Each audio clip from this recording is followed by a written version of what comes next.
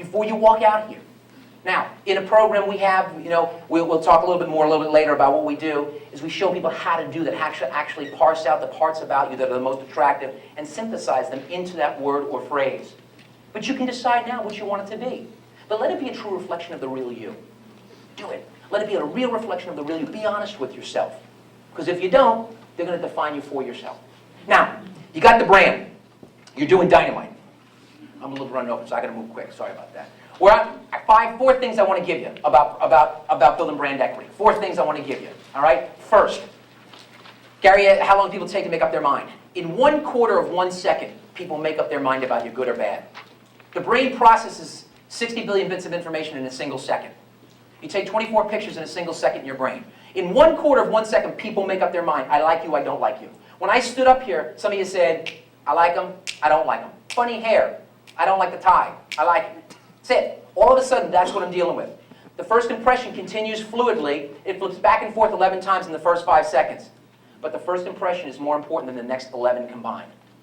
So if you have a negative first impression, you have to have 11. If you have a negative first, you have to have 11 positives to get back to even.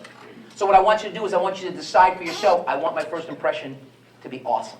And I want you to do that by saying, before I ever open my mouth, I want to look the part. I want to dress the part. So does the way you dress support your brand?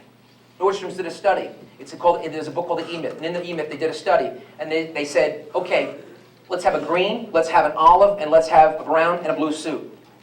Who sells the most? People who wear blue suits sell significantly more than people who wear any other color clothes. Men or women. Blue suits outsell all other colors. Okay? Well, I don't like blue suits. Okay, then guess what? Have less sales. Just, it's all choice. Okay? So that's the first thing. Men, you're a little overweight. Okay? Just for the record, 10 pounds, I'll take it off you just like that. We have a haberdasher comes into our program, teaches you how to dress for success. 3 ways you take 10 pounds off without dieting. Number 1, wear a dark suit. Number 2, have vertical lines, not horizontal lines, that accentuate your belly. Number 3, always button your jacket. Do you ever see the President of the United States like this? What's the next question? But see, that's how a lot of us come across, because we're not conscious. So what I do is when I get up, I walk out like this and I present myself so there's no distractions. That's number 1. Dress, simple. Remember I said simple, good, complex, bad? You're like, Tim, give me rubies. Guys, it's not hard. It's not. It's, honest to God, it's so easy. I wrote a book, Leading Like a Champion. If you want to figure it out, how I did it, buy it. Read it. It's my life story about when I had clinical depression. I was in the apartment down in Hollywood, laying in the bed. It was Easter Sunday, 5 o'clock. I hadn't gotten out of bed. My family on the East Coast called me. They said, Tim, how's it going out there on Easter Sunday? I'm like, it's great. The windows were open. The sun was just boom, boom, boom, pounding on me. Near bankruptcy. You know why? Not because I have rags to riches. My dad was a big executive at AT&T. I went to Georgetown. It's because I went from stupid to smart. Because I was professionally arrogant. But I got so bad, I said to myself, I obviously don't know the answers. And then I was just hungry for information. Now here's the second one. You create expectations. Expectations create reality. I get up and I start to talk. Right? Where I get up and I dress. And for a moment, you look at me. And I open my mouth. And then all of a sudden I say, hey, how you doing? What's up? I'm from Jersey, so I can say that. Okay? See, because you expect me to be polished. Because this is the way I'm dressed. So expectations create reality. If people think I'm going to be smart, I will be smart. So you need a 15-second commercial that does 3 things. Tells them what you do, what you specialize in, who your clients are, and what the benefit is. And then an action step. Why? Because people buy either because they're looking for the specialty, or they don't have the guts to make their own independent decision, so they're relying upon this person. Oh, he did it, then I'll do it. Or the benefit is just too irresistible. And the action step. Close. I have this product out there. We just finished it. It's called Power Close. Anybody in here really want to close more sales? Raise your hand. Okay? It's not for the weak-hearted. It's one tool that I guarantee you will separate everything I give you or you buy is money-back guarantee. I guarantee you it will teach you how to separate the players and the pretenders. There's a series of 4 or 5 questions that back them into the corner and they're forced to make a decision. The biggest problem with people who buy that is they water it down because it's too, that's mean. It's not.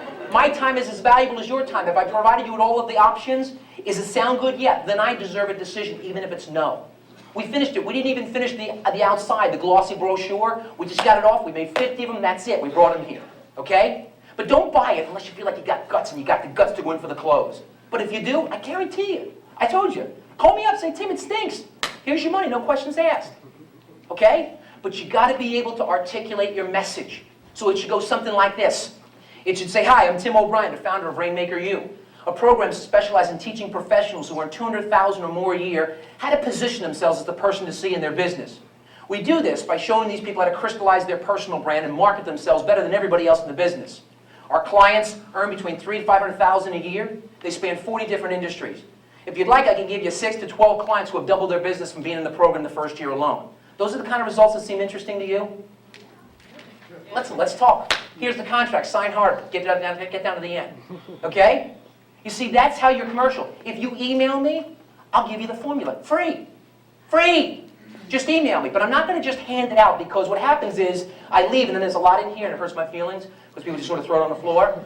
But if you email me, I will give you the formula. Okay? I'll give you the formula. But it's up to you. You've got to take the step.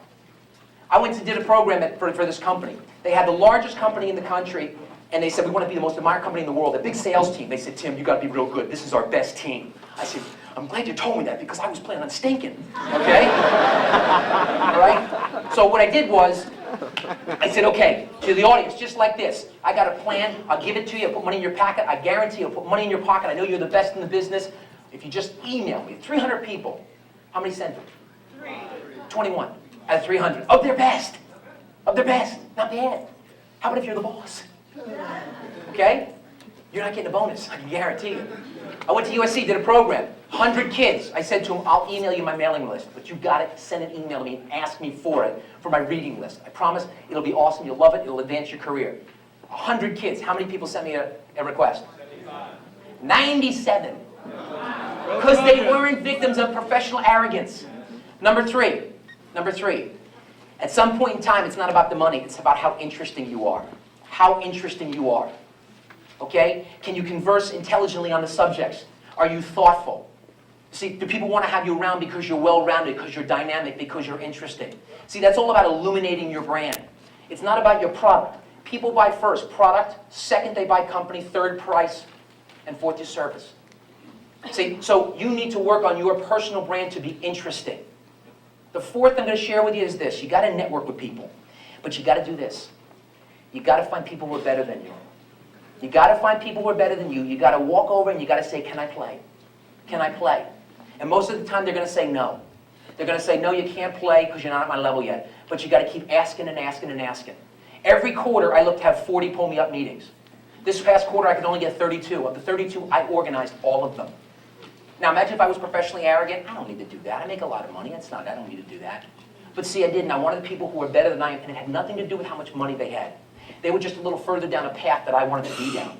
They might make $25,000, but they are the head of the speaking panel. They're the editor of the magazine. They in some way had a skill or resource or knowledge I lack. Mark Twain says you judge people by the books they read and the people they hang out with. You enhance your brand by the caliber of people you spend time with. See, I joined a group called The New Majority. A lot of money to join it, way over my head. But I plunked the money down because I wanted to sneak in the back door. So I joined a group a year and a half ago. In the back door, I'm doing all the work that nobody wants to do, taping the ankles, the bottles. It's a group of very successful multi-million-dollar Republicans, fiscally conservative, socially inclusive, that invite these great speakers in country. I want to become more influential in helping candidates get elected. So I figured, let me go here, let me do the grunt work. For a year and a half, nothing happens. Finally, they have an opportunity to make a speech. I make a speech, and they say, hey, this guy's pretty good. Let's have him work and open the LA chapter. A year and a half later, after making a huge investment that I couldn't afford, I walked into a dinner at the Bel Air Hotel that they invited me to a private dinner, and I was kind of psyched about this. I couldn't wait to call my dad, kid from Jersey, I'm in this hotel.